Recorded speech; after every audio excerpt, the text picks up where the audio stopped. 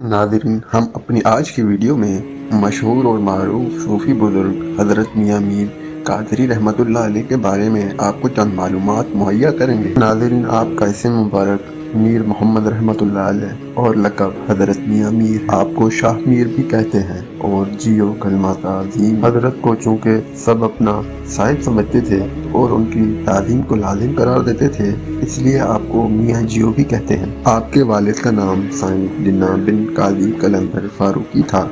आपका सिलसिला नसब 28 वालों से हज़रत उमर फारूक रज़ी अल्लाह ताला अन्हु तक पहुँचता है। आपके वालिद भी साहिब करामत बुजुर्ग थे।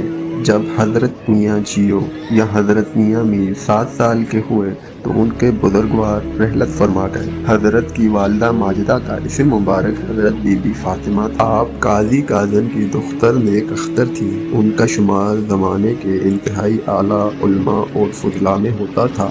उन्होंने तर्क व तजरीद अख्तियार करके गोशा नशीनी अख्तियार किया। रियादत और मुजाहिदे के बाद विलायत के मरतबे पर पहुँचे। हज़रत की वालिदा माजिदा ने तरीक़ा शोल अपने वालिद बुजुर्गवार से सीखा था। वो अपने वक्त की राबिया थीं। हज़रत मियाँ मीर की विलादत बासआदत सिंध के शहर सिस्तान में सन 957 हिजरी व मुताबिक सन 1585 ईस्वी में हुई। ये शहर खटियान और बखर के माबैन वाक़े है, जो आपके आबा अजदाद का वतन है। हज़रत मियाँ मीर के 4 भाई और 2 बहनें थीं। आपके भाइयों के नाम काजी गोला, काजी उस्मान, काजी ताहिर और काजी मोहम्मद थे। आपके सब भाइयों ने हज़रत मियाँ मीर के हाथ पर बैयत की। उनमें से काजी मोहम्मद तसव्वुफ़ और विलायत में मर्तबे कमाल को पहुँचे, लेकिन वो हज़रत मियाँ मीर की ज़िंदगी में ही फौत हो गए। आपकी हमशीरा का नाम बीबी जमाल था। आप और आपके भाई लुत्फ़ुल्लाह जो पैदाइश ही के चंद रोज़ बाद फौत हो गए तो आप पैदा हुए। आपके वालिद माजिद चूँकि बचपन ही में जबकि आपकी उम्र 7 साल की थी विसाल पा गए, इसलिए आपकी तमाम तालीम और तरबियत की जिम्मेदारी आपकी वालिदा माजिदा पर आ गई। आपकी वालिदा मोहतरमा ने मुख्तलिफ असातिज़ा के ज़रिए से आपको दीनी तालीम दिलवाई।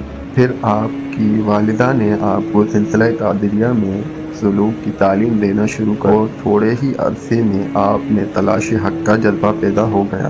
आप पर इल्म बातिन मुनकशिफ होने लग गया। इब्तदाई इल्म के हुसूल के बाद आप अपनी वालिदा माजिदा से रुखसत करके आप सियाहत और मुजाहिदे के गर्ज से निकले। पहले आपसे औस्तान के पहाड़ में औतुल औलिया और आरिफ कामिल हज़रत शेख खज़र खलीफुल्लाह ताला जो सिलसिला कादरिया यगाना आफाक में यकता थे, खिदमत में हाजिर हुए। हज़रत मियाँ मीर जिन्हें जियो में भी कहा जाता था, उसे वक्त कहा करते थे कि हज़रत शेख खज़र का तरीका था कि मालिक दुनिया की हर चीज़ खासगात हो जिसमें अलाइक का शुबा भी वो कबूल ना कर। मौसम सरमा लोगों से अलहदा पोशीदा रहकर कोहिस्तान में बसर करते। जंगली फल उनकी खुराक थी। लिबास ऐसा होता कि जो आपके जिस्म को जानों से नाव तक ढांपता था। सर्दियों के मौसम के लिए उन्होंने तंदूर बना रखा था। जंगल से लकड़ियां काट कर लाते, उन्हें जलाकर तंदूर गर्म कर लेते। रातें तंदूर में ही बसर करते। शहर का रुख नहीं करते थे। हाँ, मगर साल में 2 बार घूमने फिरने के लिए शहर में आते, मगर अल्लाह के सिवाय किसी से आशनाई न रखते। कुछ अरसे पीर मुर्शिद की खिदमत में गुजारने के बाद आपके पीर ने आपको खलीफा खिलाफत अता फरमाई और रुखसत फरमाया और हिदायत फरमाई कि अब उन्हें इजाज़त है कि जहाँ जी चाहे रहें, जहाँ दिल चाहे जाएं। तब आपने वहाँ से लाहौर का रुख किया। लाहौर तशरीफ़ लाते वक्त आपकी उम्र 25 बरस के दौरान सफ़र आप जिस मंजिल पर पहुँचते और जिस घर में आप आते, फिर वहाँ से चल पड़ते। लाहौर पहुँच के मस्जिद में वक्त गुजारने लगे। कुछ अरसे मौलाना फ़ुआद रहमतुल्लाह अलैह के हल्का दर्स में शामिल हुए, जो अकबर आज़म के ज़माने के मशहूर और फुज़ला में से थे और ज़ाहिरी और बातिनी इल्म से आरास्ता थे। थोड़े ही अरसे में हज़रत मियाँ मीर रहमतुल्लाह अलैह उलूम पे माकूल और मनकूल में दर्जे कमाल को पहुँचे और आपको दूसरे हम मदरसों में से इम्तियाज़ हासिल हुआ। हज़रत मियाँ मीर आखुन मौलाना सादुल्लाह के शागिर्द मौलाना नेमतुल्लाह से तहसील इल्म की जो ज़ाहिरी और बातिनी फ़ज़ाइल से आरास्ता थे। नेमतुल्लाह कहा करते थे कि हज़रत मियाँ मीर درس میں رہے، کئی سال میں نے انہیں پڑھایا اور ان کی رہنمائی کی، انہوں نے میرے تمام علم حاصل کیے۔ لاہور میں قیام کے دوران آپ نے بے حد ریاضت اور عبادت کے دن گزارے۔ صبح کسی باغ یا جنگل میں تشریف لے جاتے اور سارا دن وہاں مشغول عبادت رہتے۔ بعض اوقات مریدین بھی آپ کے ساتھ ہوتے تو وہ بھی الگ الگ مقامات پر بیٹھ کر یاد الہی میں۔ جب نماز کا وقت آ جاتا تو سب اکٹھے ہو کر نماز باجماعت ادا کرتے۔ عام لوگوں سے تعلقات اور ان کی صحبت سے ہمیشہ متنفر رہتے۔ رات کو جب حجرے کا دروازہ بند کر بیدار رہتے اور تنہا قبلے کی طرف منہ کیے بیٹھے رہتے اور ساری رات عبادت میں مشغول رہتے۔ آپ نے حفظ اور نفس یہاں تک حاصل کیا کہ 2-4 دم میں رات گزار لیتے۔ آپ نے سرحد میں 1 سال گزارا اور اس کے بعد آپ دوبارہ لاہور تشریف لائے اور یہاں مستقل قیام کیا۔ آخری دم تک یہیں رہے۔ آپ باغبانوں کے محلے میں رہتے تھے۔ آپ نے لاہور میں رشد اور ہدایت کا سلسلہ جاری کیا۔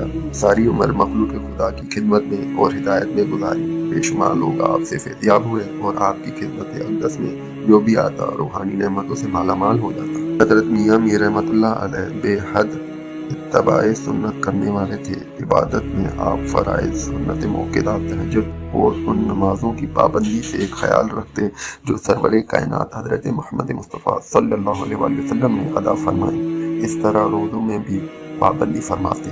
زمانے بھر کے سلاطین، عمرا، خواص اور عوام آپ سے عقیدت رکھتے۔